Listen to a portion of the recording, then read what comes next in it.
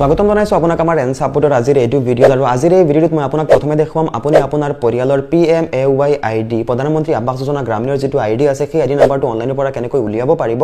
আৰু আইডি নাম্বাৰটো উলোৱাৰ পাছত আপুনি সেই আইডি নাম্বাৰটোৰে কেনেকৈ 2011 চনৰ লোকপ্ৰিয় যেটো সেন্সাস হৈছিল সেই সেন্সাসৰ লিষ্টত আপোনাৰ পৰিয়ালৰ সকলো সদস্যৰ নাম আছে না নাই আপুনি লিষ্টখন কেনেকৈ ডাউনলোড কৰি চাব পাৰিব দুটা প্ৰসেস মই আপোনাক আজিৰ এইটো ভিডিঅত স্টেপ বাই স্টেপ দেখাই দিম আপুনি ভিডিঅ স্কিপ নকৰাকৈ সম্পূৰ্ণ শেষলৈকে চাই থাকিব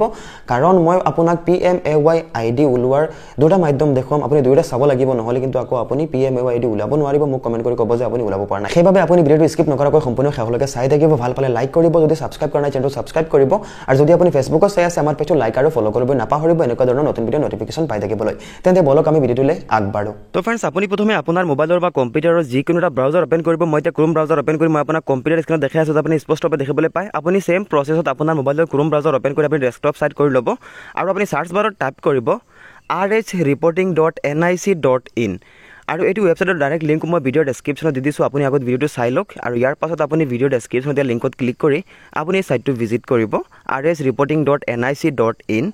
সাৰ্চ কৰিব সাৰ্চ কৰি দিয়াৰ লগে লগে এই ওয়েবসাইটটো ওপেন হৈ যাব আৰু ভিডিঅ ডেসক্ৰিপচনত দিয়া লিংকত ক্লিক কৰিলেও এই ওয়েবসাইটটো ওপেন হৈ যাব আপোনাৰ মোবাইলত বা কম্পিউটাৰত তো फ्रेंड्स এতিয়া মই প্ৰথমে আপোনাক দেখুৱাম আপুনি কেনেকৈ আপোনাৰ পৰিয়ালৰ PMAY আইডি উলিয়াব ইয়াৰ বাবে আপুনি চাওক ই নম্বৰ অপচনত দিয়া আছে SECC ৰিপৰ্টস ইয়াত 4 নম্বৰ দিয়া আছে category wise SECC data verification সামাৰি আপুনি এইটো অপচনত ক্লিক কৰিব এইটো অপচনত ক্লিক কৰাৰ পাছত নেক্সট পেজটো এনেকৈ ওপেন হ'ব তো ইয়াত প্ৰথমে আপুনি আপোনাৰ ষ্টেট নেমটো সিলেক্ট কৰিব মই আসাম সিলেক্ট কৰি দিছো ডিস্ট্ৰিক্ট নেম সিলেক্ট কৰিব ব্লক নেম সিলেক্ট কৰিব পঞ্চায়ত নেম সিলেক্ট কৰিব আৰু সিলেক্ট কৰাৰ পাছত তলত যেটো প্লাস মাইনাস দিয়া থাকিব এইটো আপুনি ইকুৱেল কৰি যেটো এনসাৰ হয় এইটো আপুনি বক্সত এন্টাৰ কৰিব আৰু আপুনি সাবমিট বটনত ক্লিক কৰিব ক্লিক কৰাৰ লগে লগে এনেকৈ লিষ্ট আহি যাব আপুনি ডাউনলোড PDF কৰিব ইয়াত ক্লিক কৰিব ক্লিক কৰাৰ লগে লগে এই লিষ্টখন PDF হিচাপত ডাউনলোড হৈ যাব ডাউনলোড হোৱাৰ পাছত আপুনি এই লিষ্টখনৰ পৰা আপুনি আপোনাৰ নাম বা আপোনাৰ পৰিয়ালৰ যিকোনো এজন মানুহৰ নাম আপুনি ফাইন্ড কৰি উলিয়াব লাগিব তো যদি আপুনি কম্পিউটাৰ চাই আছে আপুনি কন্ট্ৰল F কৰি আপোনাৰ নামটো এন্টাৰ কৰি আপুনি ফাইন্ড কৰিব আৰু যদি আপুনি মোবাইলত চাই আছে আপুনি ওপৰত চাব তিনটা এৰো আইকন দিয়া আছে ফাইন্ড দিয়া থাকিব আপুনি ফাইন্ডত ক্লিক কৰি আপুনি আপোনাৰ নাম এন্টাৰ কৰি আপুনি ফাইন্ড কৰিব লাগিব তো এখন লিষ্টত যদি আপুনি বা আপোনাৰ পৰিয়ালৰ মানুহৰ নাম আপুনি ফাইন্ড কৰি বিচাৰি নাপায় নেক্সট প্ৰসেছত আপুনি কেনেকৈ ফাইন্ড কৰিব পাৰিব মই আপোনাক দেখাই আছো ইয়াৰ আগতে মই আপোনাক ক'ব বিচাৰিছো যে যদি আপুনি এখন লিষ্টত আপুনি আপোনাৰ নামটো বিচাৰি পাই লৈছে তেতিয়া হলে ৰেজিষ্ট্ৰেচন নাম্বাৰ যেটো দিয়া থাকিব আপোনাৰ নামৰ আগত যেটো ৰেজিষ্ট্ৰেচন নাম্বাৰ দিয়া থাকিব এই ৰেজিষ্ট্ৰেচন নাম্বাৰত যেটো ASD নাম্বাৰ ষ্টাৰ্ট হৈছে এই AS টো বাদ দি বাকি যে 7টা নাম্বাৰ আছে এই 7টা নাম্বাৰ হৈছে আপোনাৰ PMAY আইডি এতিয়া মই আপোনাক নেক্সট প্ৰসেছটো দেখাই আছো যদি এখন লিষ্টত আপুনি নাম বিচাৰি নাপায় আপুনি নেক্সট প্ৰসেছটো আপুনি কি ট্ৰাই কৰিব চাই লওক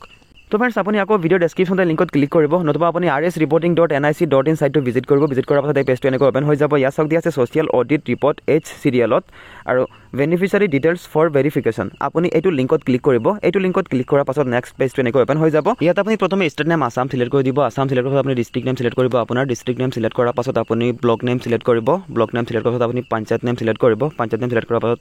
একেবাৰে তলত যেটো সিলেক্টৰ অপচন আছে ইয়াত আপুনি ক্লিক কৰিব ইয়াত ক্লিক কৰি আপুনি 16 17 ৰ পৰা আৰম্ভ কৰি আপুনি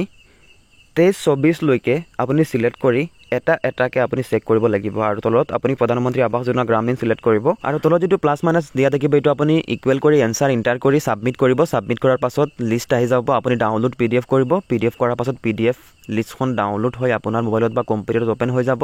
আৰু আপুনি লিষ্টখনত চেক কৰিব লাগিব আপোনাৰ পৰিয়ালৰ যিকোনো এজন মানুহৰ নাম থাকিব লাগিব আপোনাৰ বা আপোনাৰ ফাদাৰছৰ বা আপোনাৰ মাদাৰছৰ বা আপোনাৰ গ্ৰাণ্ডফাদাৰৰ যিকোনো এজনৰ নাম থাকিব লাগিব আপুনি গোটেইখন লিষ্ট চেক কৰিব এখন লিষ্টত যদি আপুনি নাম বিচাৰি নাপায় তেতিয়া হলে আপুনি 17 18 চেক কৰিব লাগিব 17 18 যদি বিচাৰি নাপায় আপুনি 18 19 আপুনি চেক কৰিব লাগিব 18 19 বিচাৰি নাপালে আপুনি 19 20 চেক কৰিব লাগিব 19 20 নাপালে আপুনি 20 21 চেক কৰিব লাগিব এনেকৈ আপুনি 2024 লৈকে আপুনি গোটেইকেইটা লিষ্ট ডাউনলোড কৰি থাকিব লাগিব যেতিয়ালৈকে আপুনি আপোনাৰ বা আপোনাৰ পৰিয়ালৰ যিকোনো এজন সদস্যৰ নাম আপুনি বিচাৰি উলিয়াব নোৱাৰে তো গোটেইকেইটা লিষ্ট আপুনি ডাউনলোড কৰি চাব এটাৰ পাছত আৰু এটা ধৰি লওক এতিয়া আপুনি এই লিষ্টটোত আপোনাৰ নিজৰ নাম বা আপোনাৰ পৰিয়ালৰ যিকোনো এজন সদস্যৰ নাম আপুনি বিচাৰি পাই গৈছে তো এই নামৰ আগত ইয়াত যেটো নাম্বাৰ দিয়া আছে AS আৰু 7টা নাম্বাৰ দিয়া আছে